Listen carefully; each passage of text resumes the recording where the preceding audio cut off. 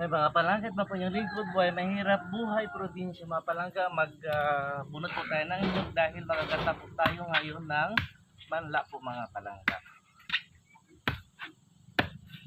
So, dalawa ko po na nyo para masarap mga palangga.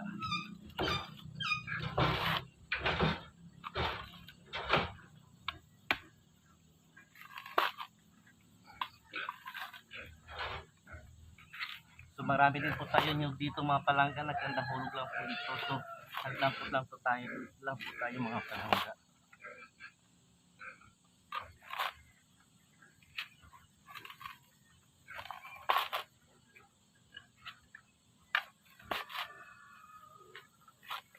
Ito na po kasi magbunot mga palangga.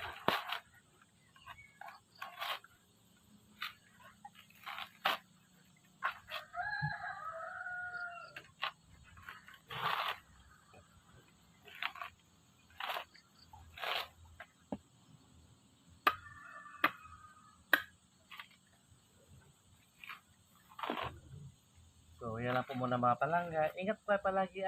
God bless us all. Have a nice day ahead po mga palangga. Bye for now.